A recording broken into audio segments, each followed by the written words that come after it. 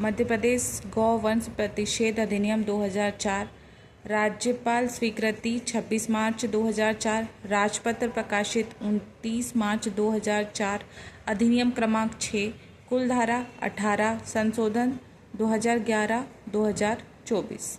संशोधन हुआ था 2024 में धारा 1 में परिवर्तन और धारा 11 में परिवर्तन। धारा 1 में परिवर्तन, संक्षिप्त नाम में परिवर्तन, मध्य प्रदेश गौवंश प्रतिषेध संशोधन अधिनियम 2024।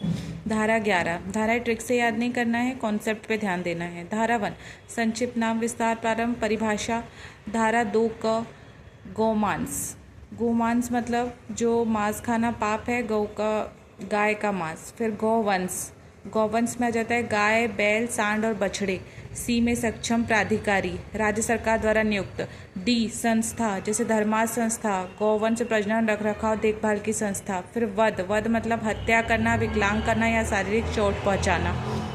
फिर ई ए, गौवंश में स्थानांतरण में जो वाहन आता है वो परिवहन। ई बी ट्रांसपोर्टर, व्यक्ति की परिभाषा दे गई, जैसे ए में दिया है कि गौवंश ले जाने वाले वाहन का स्वामी और वाहन का प्रभारी। 2 में परिवहन कंपनी का प्रभावी, परिवहन कंपनी का प्रभावी और परिवहन फर्म का भागीदार।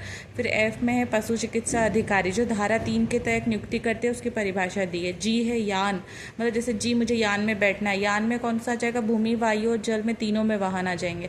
फिर धारा 3 में पशु चिकित्सा अधिकारी की नियुक्ति। धारा 4 में है गौवंश के वध का प्रतिबंध है। फिर धारा 5 को अच्छे से याद करना, कब्जे और परिवहन पर प्रतिबंध है। और धारा 6 में क्या है, गौवंश के वध के लिए प्रतिबंध है। फिर धारा 6 क, इसमें आता है गौवंश निर्यात पर प्रतिबंध व अनुमति के प्रावधान है। जैसे अनुमति दे सकते हैं, जैसे बिना अनुमति के निर्यात पर प्रतिबंध है, लेकिन सक्षम प्राधिकारी 7 दिन के भीतर अनुमति दे सकता है। लेकिन उद्देश्य होना चाहिए कृषि, डेयरी या फिर पशु मेला में भाग लेना है, वो भी एक राज्य से दूसरे राज्य में। फिर सक्षम प्राधिकारी आदेश से अगर असंतुष्ट है तो आप 30 दिन के भीतर दे सकते हो। संभागीय आयुक्त को ये अंतिम आदेश होता है, सिविल अदालत में इसकी चुनौती नहीं दी जा सकती है। फिर धारा 6 क ख, इसमें मध्य प्रदेश में गौवंश के जो परिवहन होता है उस पर प्रतिबंध है और अनुमति की बात की गई है। इसके बाद है धारा 7। धारा 7 में जो संस्थाएं होती है उसका सुदृढ़ीकरण राज्य सरकार के कर्तव्य है कि उसका सुदृढ़ीकरण कैसे करेंगे। फिर धारा 8 में है प्रभारों का संग्रहण, मतलब जैसे संस्था है उसका भार साधक व्यक्ति आता है, कोई भी संस्था का प्रमुख है ये। धारा 9 में क्या दिया है, दंड। दंड में जैसे सब चीज़ के, जैसे धारा 4 का उल्लंघन किया है तो आपने 1 साल से 7 साल की सजा है, और जुर्माना जो है 5,000 से कम नहीं लगेगा, ज़्यादा जरूर लग सकता है। धारा 5, 6 क और ख, इसमें है 6 महीने से 3 साल, वही 5,000 रुपये जुर्माना। फिर धारा 10 में संज्ञेय और अजमानती। धारा 11 में प्रवेश, निरीक्षण, तलाशी की शक्ति, ये जो होता है ना, दंड प्रक्रिया संहिता जो है उसकी धारा 100 के तहत होता है।